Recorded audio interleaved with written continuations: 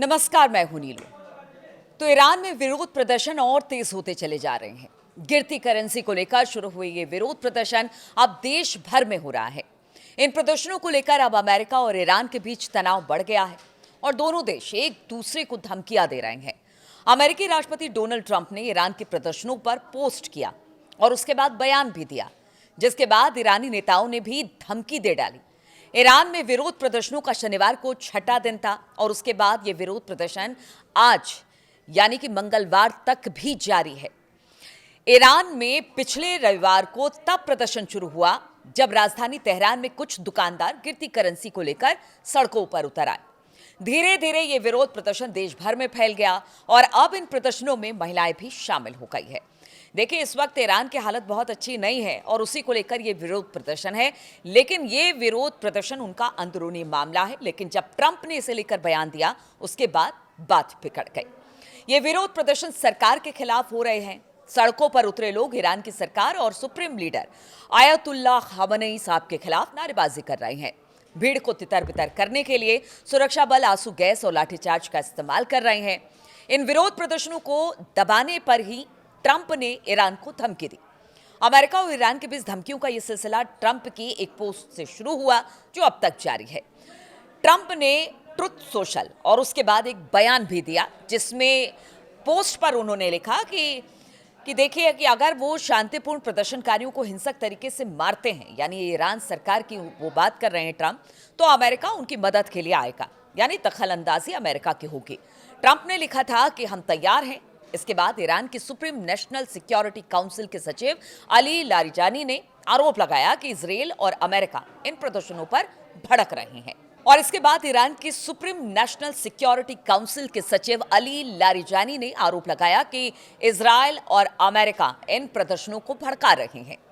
Ali Larijani ने Trump की post को शेयर किया और साथ ही साथ जो उनका बयान आया उस पर भी तमाम तरह के बयानबाजी शुरू हुई। और लारिजानी ने लिखा कि अधिकारी जो इजरायली अधिकारियों और ट्रंप के बयानों से वो बेनकाब हो गए हैं। हम विरोध करने वाले लोगों के रुख और अराजकता फैलाने वाले लोगों की हरकतों के बीच फर्क करना जानते हैं और ट्रंप को यह पता होना चाहिए कि इस अंदरूनी मामले में अमेरिका का दखल पूरे इलाके को अस्थिर कर देगा और अमेरिका के हितों को भी नुकसान पहुंचाएगा। उन्होंने आगे लिखा कि अमेरिकी लोगों को यह पता होना चाहिए कि ट्रंप ने यह सब शुरू किया है, यानी ट्रंप बार बार ईरान को इस तरह की चेतावनी दे रहे हैं, उनके अंदरूनी मामलों में दखलंदाजी करने की बात कर रहे हैं। उन्होंने अपने सैनिकों की सुरक्षा का ध्यान रखना चाहिए, यानी ट्रंप को लारिजानी की तरफ से एक धमकी कही गई। अगर बात की जाए संयुक्त राष्ट्र के महासचिव एंटोनियो गुटेरेस और सुरक्षा परिषद की लिखी चिट्ठी में ईरानी राजदूत अमीर सईद इरावानी ने कहा कि इन धमकियों और किसी भी संभावित तनाव बढ़ने से होने वाली किसी भी अंजाम के लिए अमेरिका पूरी तरह से जिम्मेदार होगा। अब जो तनाव बढ़ा है, क्या है ये तनाव और क्या ये आगे भी और बढ़ेगा?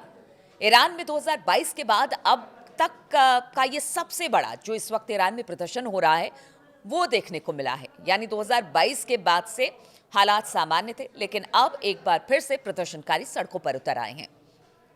ईरान पहले से इन प्रदर्शनों के लिए बाहरी ताकतों को जिम्मेदार बताता रहा है और ट्रंप के पोस्ट के बाद तो जो प्रदर्शनकारी सड़कों पर उतरे हैं उसको अगर सीधे ट्रंप समर्थन देने की बात करते हैं तो फिर एक तरह से कह लीजिए कि ईरान का दावा मजबूत हो जाता है। पिछले अमेरिकी राष्ट्रपति इससे बचते रहे, यानी 2009 में जब ईरान में ग्रीन मूवमेंट हुआ तब तत्कालीन राष्ट्रपति बराक ओबामा में इन विरोध प्रदर्शनों का समर्थन करने से खुद को रोक लिया था। हालांकि 2022 में उन्होंने इसे एक गलती बताया, मगर अब ट्रंप का समर्थन जोखिम भरा है। इंटरनेशनल क्राइसिस ग्रुप के एक एनालिस्ट नाइसन रफाती ने कहा कि विरोध प्रदर्शन की वजह भले ही ईरानी सरकार की अपनी नीतियां हैं, लेकिन ये ट्रंप के बयान को इस सबूत के तौर पर इस्तेमाल कर सकते हैं कि इसके पीछे बाहरी ताकत है जो बार बार ईरान कहता रहा है। उन्होंने कहा कि लेकिन इससे अमेरिका भी ईरान की किसी हिंसक कार्रवाई को बहाने के तौर पर इस्तेमाल कर सकता है, यानी अगर वहां पर विरोध प्रदर्शन होता है और इसे लेकर अमेरिका एक बहाना बना सकता है कि देखिए ईरान में हालात ठीक नहीं है, वहां पर प्रदर्शनकारियों को दबाया जा रहा है, तो फिर ईरान उसमें घुसकर जो अमेरिका है वो ईरान में घुसकर कुछ कार्रवाई कर सकता है। इस तरह से एक्सपर्ट बता रहे हैं। इसे ईरान में अमेरिका वो कर सकता है जिसकी चेतावनी ट्रंप लगातार दे रहे हैं। ईरान में विरोध प्रदर्शन लगातार शुरू हुआ और इन प्रदर्शनों में अब तक बताया जा रहा है कि अलग अलग आंकड़े हैं। हालांकि इस बात की पुष्टि नहीं हुई है, लेकिन 19 से लेकर 22 तक लोगों के मारे जाने की खबर है। अमेरिकी स्थित ह्यूमन राइट्स एक्टिविस्ट एजेंसी ने बताया कि ईरान में करीब 31 में से 22 प्रांतों में इस वक्त 100 से ज्यादा जगहों पर प्रदर्शन हो रहा है। प्रदर्शनकारी अब पाकिस्तान की सीमा में लगे ईरान के अशांत सिस्तान और बलूचिस्तान प्रांत के जाहिदान में भी सड़कों पर उतर गए हैं।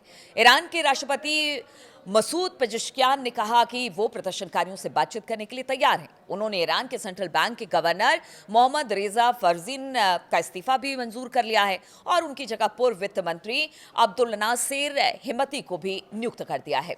हालांकि उन्होंने ये भी कहा कि वो बहुत ज़्यादा कुछ नहीं कर सकते हैं, लेकिन बातचीत को वो तैयार है।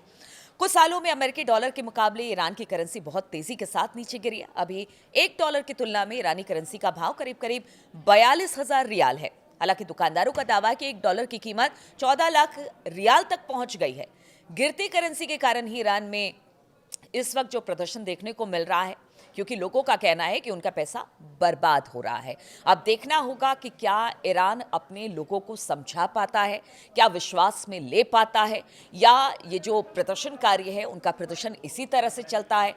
और अगर अमेरिका इसमें इंटरवेन करता है तो फिर उसके बाद हालात क्या होंगे, क्योंकि अमेरिका लगातार इस पर पैनी नजर बनाए हुए है कि कब हालात बिगड़े और कब ईरान पर वो एक तरह से कार्रवाई को तैयार हो। क्योंकि लगातार ईरान भी ये कहता रहा है कि बस अमेरिका जो है वो मौका तलाश रहा है ईरान पर हमला करने का। अब स्थिति क्या बनती है, इस पर नजर रहेगी हमारी।